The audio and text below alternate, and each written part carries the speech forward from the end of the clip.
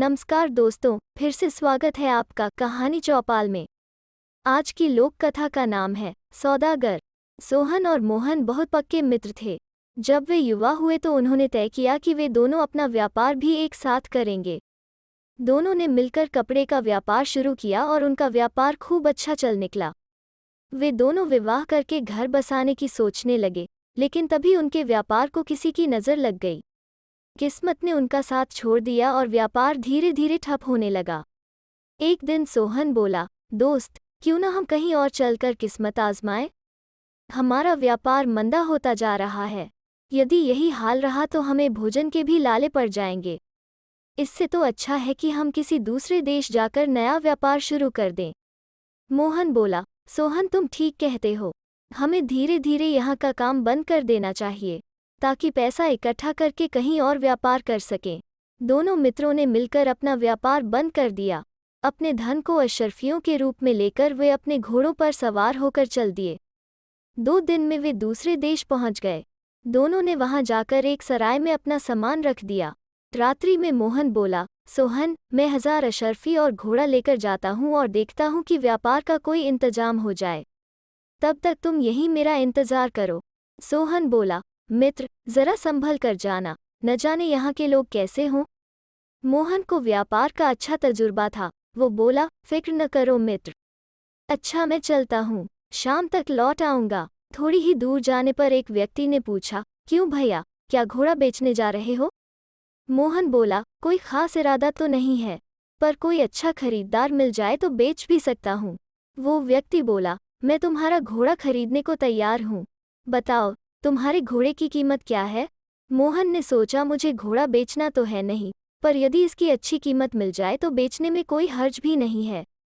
वैसे भी यह घोड़ा बूढ़ा हो गया है। इसके दाम ठीक मिल गए तो इसके बदले दूसरा अच्छा घोड़ा खरीद लूँगा। मोहन बोला, मेरे घोड़े की कीमत तो 500 अशर्फी है। वो व्यक्ति बोला, मैं यहीं का दुकानदार हूँ, तुम कोई अजनबी जान पड़ते हो? यहाँ तो घोड़ा 100 अशर्फी में मिल जाता है। मोहन बोला, लेना हो तो लो, इसकी कीमत कम नहीं होगी। क्या नाम है तुम्हारा? वो व्यक्ति बोला, मेरा नाम रजाक है। मुझे तुम्हारा घोड़ा पसंद है। यह लो 500 अशर्फी, अब घोड़ा मेरा हुआ। मोहन ने खुश होकर 500 अशर्फी ले ली और घोड़े से उतरकर घोड़े की जीन खोलने लगा ताकि अपनी अशर्फियाँ निकाल सके। लेकिन रजाक मोहन से बोला, अब यह घोड़ा मेरा हुआ तो इस पर से तुम कुछ नहीं ले सकते। हम यहाँ के व्यापारी हैं और जुबान के बड़े पक्के होते हैं।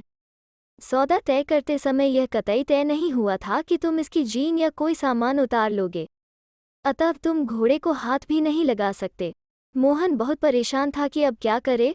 इतने में रजाक घोड़े पर बैठकर उसे तेज दौड़ाता हुआ शहर की तरफ चला गया।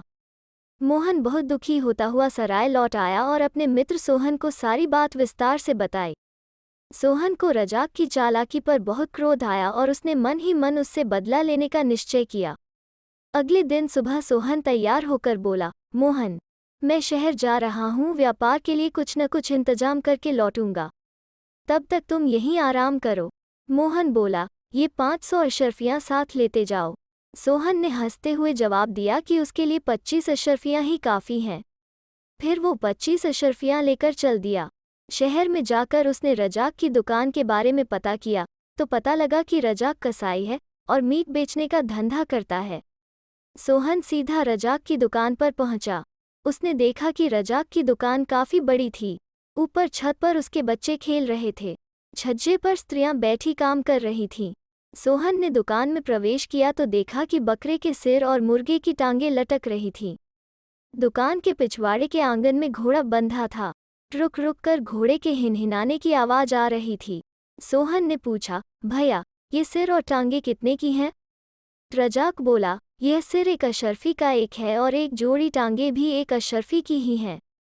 सोहन ने पूछा, क्या यहाँ सारे सिर और टांगों की कीमत एक अशर्फी ही है? रजाक ने नम्रता से जवाब दिया, हाँ, सभी सिर और टांग की जोड़ी की कीमत एक अशर्फी है। इस पर सोहन ने कुछ सोचा और पूछा, पक्की बात है न कि हर सिर की कीमत एक अशर्फी है? रजाक झुंझलाकर बोला, कह तो दिया कि हर सिर की कीमत एक अशर्फी है, क्या लिख कर दूं? सोहन ने 25 अशर्फी निकालकर रजाक के हाथ में रखी और बोला, मुझे 25 सिर चाहिए। रजाक बोला, पर मेरे पास तो सिर्फ 5 सिर ही हैं, बाकी कल ले लेना। सोहन ने सख्ती दिखाते हुए कहा, कोई नए व्यापारी हो क्या? हम व्यापारी जुबान के बड़े पक्के होते हैं, सौदा हो गया तो हो गया।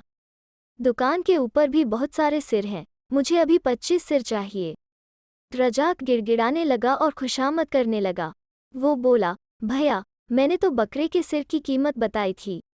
सोहन बोला, नहीं, तुमने सिर्फ सिर कहा था, और वो किसी का भी हो सकता है। मुझे तो 25 सिर अभी ही चाहिए। रजाक समझ गया कि यह कल वाली घटना जानता है। वो तुरंत खुशामद करने लगा कि मेरे बीवी बच्चों को छोड़ दो। वो बोला, भैया, आप मोहन के ही कोई परिचित जान पड़ते हो। आप अपना घोड़ा भी ले जाओ और 1000 अशर्फी भी ले जाओ, पर मेरे बीवी बच्चों की जान बख्श दो। सोहन ने अपनी 1000 अशर्फियाँ और घोड़ा लिया और सराय के लिए चल दिया। तो दोस्तों, कैसी लगी आज की कहानी? अगर अच्छी लगे तो शेयर, लाइक और चैनल को सब्सक्राइब ज़रूर करें। फिर मिलते हैं एक नई कहानी के साथ।